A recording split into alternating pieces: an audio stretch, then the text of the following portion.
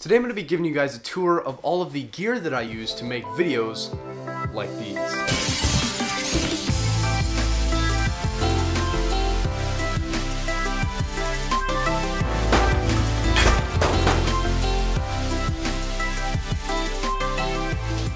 So I know that you guys are into photography and, you know, film and stuff just like I am, so I figured it would be kind of cool to show you guys what I use on a day-to-day basis to make this channel happen and also just to do what I do. And also, all of the links to everything that I mentioned in this video will be down below just in case you're interested in checking anything out. Alright, let's go. First thing, cable. This is it's kind of a very poorly wrapped, thanks Charlie, XLR cable. I use this for weddings and events pretty much. This is just to like plug in and like my Zoom H4n or something into like a PA system. XLR cable is pretty good. Good stuff. So now the part that you have all been waiting for, and probably the reason why most of you are watching this video right now, is because you want to know what camera I use. And it's no secret, I've mentioned it a couple times on this channel before, but I use the Canon 70D, and oh my gosh, I love this thing. Every single YouTube video I've ever made to date has been shot on this. So I bought this thing about 2 years ago, and I mainly got it for the whole like cinematic look of the image, just, you know, how much manual control you have over things as opposed to like an iPod Touch, which I was filming with before, and the awesome autofocus that the 70D as well as the 80D are known for. And then on this camera, I actually shoot with a flat profile called CineStyle. It's made by Technicolor, and it basically allows me to shoot with a very colorless, just completely flat image, which allows me to get the most dynamic range out of the camera possible, which just makes this camera an absolute beast, and I can highly recommend it. So yeah, the 70D, great, great. And so obviously the 70D is useless without a lens, and so the lens that I use for 99% of every shot I get, ready for it? It's the Canon 18-135 3.5 to 5.6 IS STM. It's the kit lens. Now before you guys give me grief on this, I have to say that if you keep it clean and you take care of it and you know how to use it, this thing can really work some magic. So yeah, the focal range of 18 to 135mm on a crop body like the 70D is awesome. It's perfect for things like YouTube, like I'm doing right now, as well as events and weddings. The image quality on it is okay. It's not the best, but it's definitely good enough for things like, you know, obviously YouTube, but also, you know, like pro work and stuff like that. It's sharp enough and it's good enough.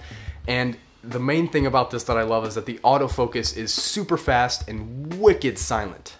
But the only issue that I have with this, as you could probably guess, is the aperture. It's 3.5 to 5.6, which isn't what I would choose for this lens. If it was a constant, maybe like 3.5 or even 2.8, it would probably be the best lens for the money.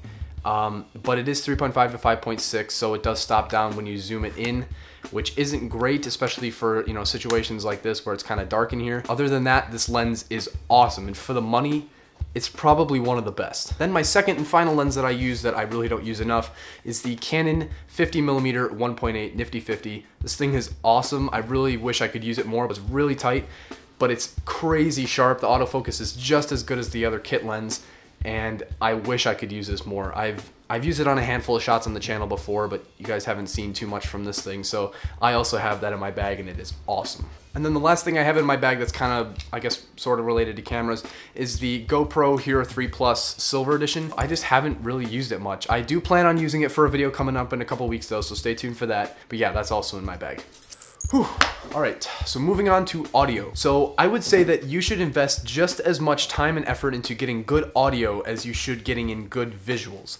And maybe even more so, because to be honest, audio is so important. But the best thing about getting good audio, especially for YouTube videos, is that it doesn't have to be expensive. So the microphone that you guys hear me through for the past like 20 to 25-ish videos has been this guy. So this is the Zoom H4n, and it is honestly amazing. It's meant to be an audio recorder, but you've got two stereo microphones up here, which give it such a full and rich sound that honestly I love using this thing. However, Zoom actually stopped selling this a little while ago. They like discontinued it. And so now they have the Zoom H4n Pro, which you can buy for the same price as this one used to be, which I guess it like has slightly improved audio quality and has like some extra features. I would like to upgrade to that at some point and then have this as a backup, but for now, this thing is definitely a workhorse, and yeah, I use it every single day. I love it so much. I can highly recommend the H4n. Alright, so after that I have what I guess you could call the little brother to the Zoom H4n, and that is the Zoom H1, which I have right here. I'm actually recording with it right now so I could show you guys the H4n, but the H1 is a great alternative to the H4n, except for the fact it's missing a lot of inputs, a lot of features. The audio quality isn't as good and it feels a lot cheaper, but it's $100 cheaper as well. Take the trade-off, I don't know. It's a great little thing to have, especially as a recorder for a lavalier microphone, which, speaking of lavalier microphones, I have one right here. This is just an off-brand little lavalier mic. I used it for the wedding video that I shot last year. To be your faithful wife. To be your faithful wife. In plenty and in want. In plenty and in want. Enjoy. And yeah, this thing is fantastic. I love it a lot. It works great. I haven't used it for a video yet, partially because the audio is just like too good from it. Like it doesn't get any of like the room ambience. So I may use this in the future sometime, maybe for like a drone video, once I get a drone. Yeah, for now this thing is basically just for weddings and like, you know, events and stuff. So I love this thing. Don't use it much, but it works great with the H1. And finally, on the audio side, I have, of course, the Rode video mic. I'm pretty sure you guys have seen this before. I covered it in my last film gear setup video that I made like a couple months ago, or I think it was actually like half a year ago. But yeah, guys, this thing is great. I used to use it as my main on-camera microphone, but once I got the H4n, I was like, dude, there is no comparison. The H4n is way warmer, way crisper, way clearer. You know, this thing is still great and it still works, you know, as long as you're close to the camera as an on-camera microphone. But now I basically just use it for scratch audio and it works fantastic. I also use this when I'm traveling because this thing has the Rycote suspension thing right here. So it basically, you know, cuts out any kind of like handling noise or anything. I also have the Dead Cat fuzzy cover with it. I got it on eBay. It's just a generic one. I'm not even sure what brand it is. This can also go on the H4n as well if you kind of like tweak it and modify it a little bit, which I've used a couple times. It's a great, great combination. That's the last thing I've got for audio. All right, so then I've got 1, 2, 4, 5, 6 batteries, counting the one in the 70D behind me. But yeah, these are the LPE6 batteries. Some of them, actually 5 of them, are the Wasabi batteries. They're like the off-brand ones. Those work amazing. They're like 30 bucks for 2 of them as opposed to 50 bucks for one of the Canon batteries. Definitely a must for the 70D or really any kind of DSLR. These things chew through batteries like crazy, so you definitely need to get some extra batteries if you're planning on shooting serious video with your camera. So plenty of batteries for sure.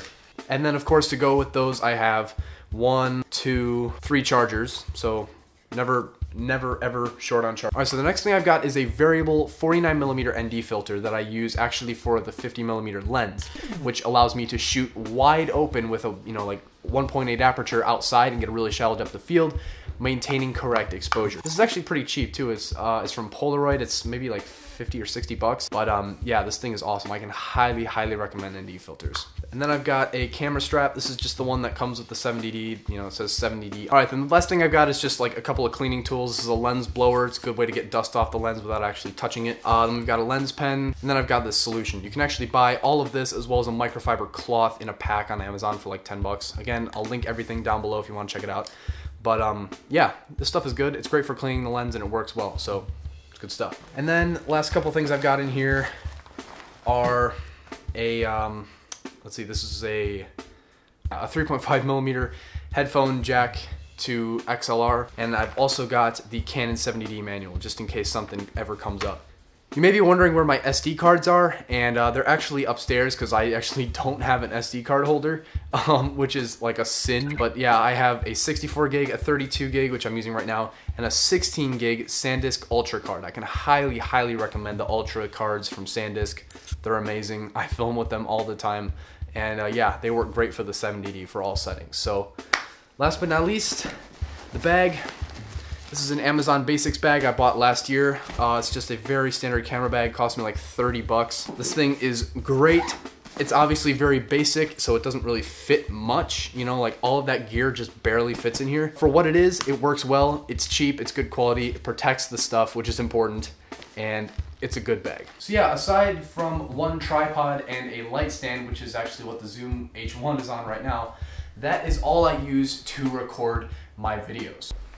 However, I do just want to say real quick to you guys that don't let the price tags of some of this equipment totally discourage you from making videos. You know, I know that $1,300 isn't really that realistic for a beginner to spend on a camera, but I really just wanted to make this video to inspire people, just to show you what I use and that you don't really need tons tons of stuff to do what I do, or even to make good videos. I mean, you could just as easily get by on like a $500 point and shoot. I mean, Casey Neistat built his channel up to like 1 or 2 million subscribers just from a Canon G7X, which costs like $500 with a little like microphone on top of it or something. Or I think it was actually the built-in microphone. So really, content is king, and it's all about how you make your videos than what you shoot them on. And I am totally rambling.